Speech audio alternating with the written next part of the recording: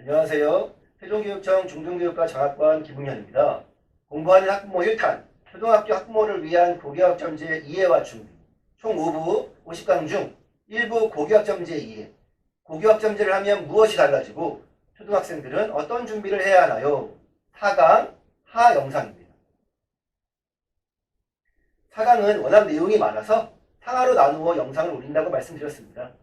4강 상에서는 고교학점제를 하면 무엇이 달라지는지 큰 핵심 변화 3가지를 말씀드렸습니다. 4강 하에서는 이에 따라서 우리 초등학교 고학년들이 무엇을 어떻게 준비해야 할까요? 라는 내용으로 말씀드리겠습니다. 말씀드린 내용은 사실 참 많습니다. 실제 세부적인 내용은 1부 9개 고교학점제 이해 강의를 마치면 2부 초등학교에서 부모가 자녀와 함께 할 수 있는 것들이라는 주제로 6개의 강의를 준비했습니다. 여기에서 하나하나 제시할 것입니다. 2부 1강은 초등학생과 고교학점제는 무슨 관계가 있나요? 2강 초등학교 고학년 이 시기 학력관리를 어떻게 해야 할까요? 3강 초등학교에서 창의적 체험활동을 통해 진로를 찾을 수 있는 방법이 있을까요? 4강 초등학생들이 학교에 우리 마을에서 참여할 수 있는 다양한 체험활동은 무엇이 있을까요?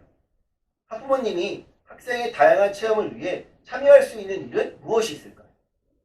5강 독서가 중요하다고 하는데 초등학생들의 자신의 삶, 자신의 꿈, 자신의 진로를 위해 어떤 독서 활동을 해야 할까요? 부모는 함께 어떤 노력을 할 수 있을까요?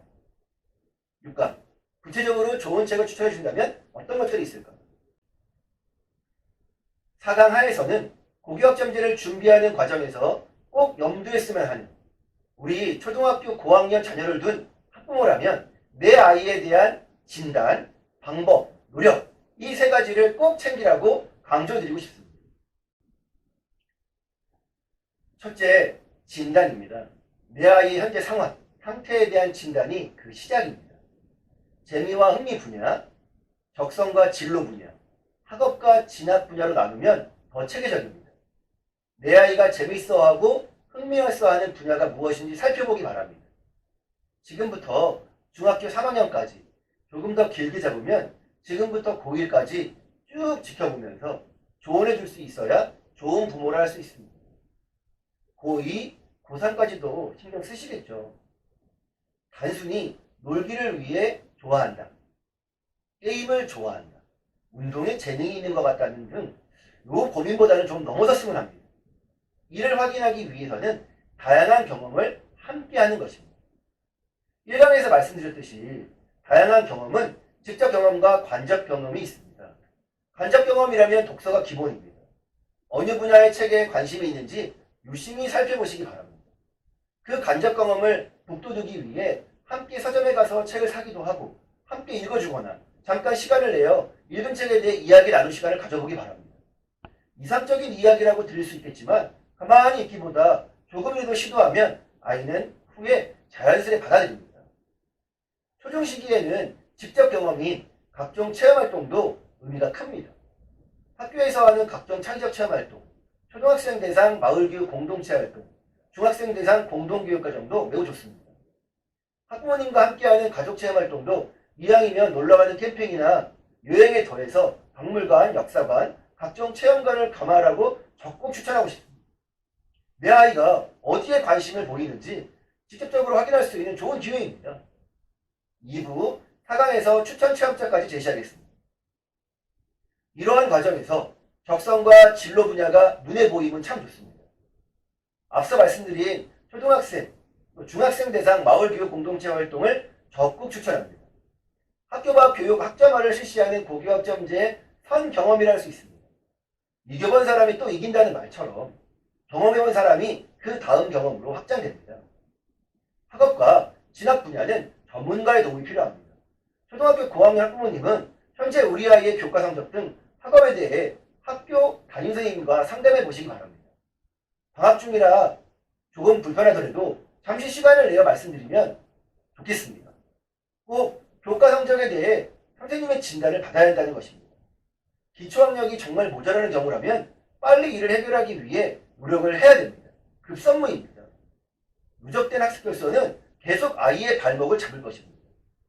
보통 초등학교 성적 자체가 나오지 않아 기록만 있는 경우 그 수준을 판단하기 어렵고, 설령 객관에 대한 점수가 있더라도 초등학교 성적은 대체로 평균 점수가 높아 학생의 학업 수준 평가에 어려움이 있는 것이 사실입니다. 따라서 국어, 영어, 수학 세 과목에 관해서는 외부기관의 컨설팅을 받아보는 것도 좋습니다. 간혹 학업이 떨어지는 학생의 경우 난독증이 있거나 질환으로 인해 생기는 경우도 있으니, 이럴 때는 반드시 의사의 전문적인 진찰이 요구되는 것입니다. 부모는 자기 자녀에 대해 가장 잘 안다고 할 수 있지만 익숙하기 때문에 간과하고 넘어가는 상황도 있을 수 있습니다. 전문가의 도움을 주저하지 않기 바랍니다. 초등학교와 중학교에서도 기초학력 진단 시스템이 있어 이를 활용하면 기초학력 부분에 대해서는 잘 알 수 있습니다. 보통학력, 그 이상의 학력에 대해서는 좀 더 체계적인 진단이 필요하다는 의미입니다. 이처럼 세 분야의 진단이 끝나면 방법에 대해 자녀와 함께 고민하고 실천해야 합니다. 재미와 흥미 분야의 경험을 구체화하는 방법을, 적성과 진로를 구체화할 수 있는 활동을, 그리고 학업과 진학을 위해 교과를 제대로 공부할 수 있는 방법 등을 챙겨야 합니다. 학부모님께서 잘 모르겠으면 서점에 우선 가보세요. 자녀 교육에 관한 일반적인 내용보다 구체적인 학습 방법, 공부하면서 의지를 높일 수 있는 방법책이 많이 있습니다. 학부모님 먼저 공부하셔야 합니다. 잠순의 아이들의 소문난 영어 공부법 같은 책을 읽어보면 그 방법도 나오지만, 무엇보다 부모가 자녀와 함께 고민하고 작게라도 실천하면서 그 실천을 구체화하고 있다는 것입니다. 마지막으로 가장 어려운 것이 노력입니다. 부모의 노력이 아니라 아이의 노력이어야 되기 때문에 제일 중요하죠. 노력이라고 하면 좀 추상적이니 실천이라고, 실행이라고 말씀드리고 싶습니다. 남의 아이를 가르치는 것보다 내 아이를 가르치는 것이 가장 어렵습니다. 가르치는 것을 업으로 하는 선생님들조차도 그렇게 말하니 실제 노력으로 실천되고 실행되는 것은 정말 어렵습니다. 계속 아이를 북돋우며 좁은 시야에서 생각하는 아이의 삶을 차근차근 긍정적인 부모의 영향을 미치고, 하나하나 자녀를 위해 부모가 노력하는 모습을 보인다면 자녀도 처음에는 어색해하고 심지어 거부하더라도 부모의 마음을 알고 다가올 것이라 믿습니다. 저 또한 2명의 자녀를 둔 부모로서 한계가 있어 감히 긍정적인 말씀만 드릴 수는 없지만, 그렇다고 가만히 있을 수 없기에 계속 노력하는 것입니다. 이상 4강에서 상하로 나누어 고교학점제로 인해 크게 변화되는 핵심 변경사항을 확인하고 초등학교 고학년들이 무엇을 어떻게 해야 할지에 대한 개관을 말씀드렸습니다. 5강에서는 고교학점제 변화에 대비해서 지금 초중고학교는 어떤 준비를 하고 있나요? 라는 주제로 말씀드리겠습니다. 더불어 함께 공부할 수 있어 참 좋습니다. 감사합니다.